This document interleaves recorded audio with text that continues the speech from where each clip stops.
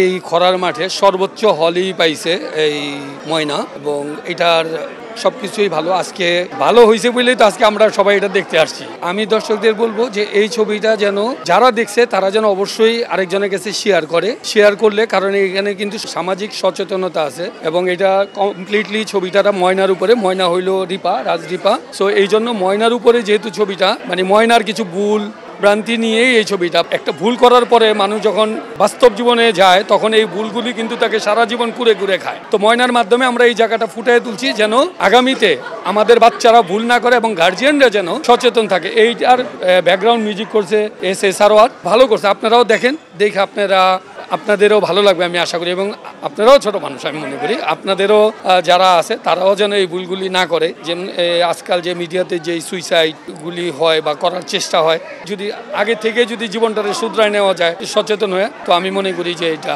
সবার জন্য এটা প্রযোজ্য। সচেতনতার জন্যই এই মুভিটা দেখা দরকার। সবাই আসবেন, হলে আসবেন, দেখবেন এবং অপরকে বলবেন যেন ছবিটা দেখে এবং এখান থেকে যেন কিছুটা সচেতনতা নিয়ে যেতে হয়। গানগুলো খুবই সুন্দর, খুবই ভালো। আলিম ভাইয়ের ছোট ছেলে আপন খুব সুন্দর, মানে খুব ভালোভাবেই গান গেয়েছেন। আর আমার খুব ভালো লেগেছে যে আলিম ভাই এত সুন্দর একটা সিনেমা করেছেন, যেটা মানুষকে বুঝতেই হবে যে সামাজিক পটভূমিতে মানুষ কিভাবে ডিসপ্লেজ হয়, আবার যখন ফিরে আসে কতটা কষ্ট হয়।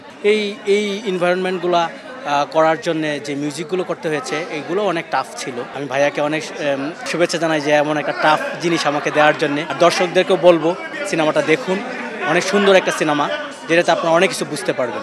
গানগুলো অনেকেই খুব ভালো বলছে যে গানগুলো এটার মধ্যে যেখানে যাওয়ার দরকার ছিল ঠিক সেখানেই গানগুলো প্লেস করা হয়েছে। তো গানগুলো জাস্ট প্রপার মানে জায়গায় ইউজ করেছে, ভালো লেগেছে আর কি।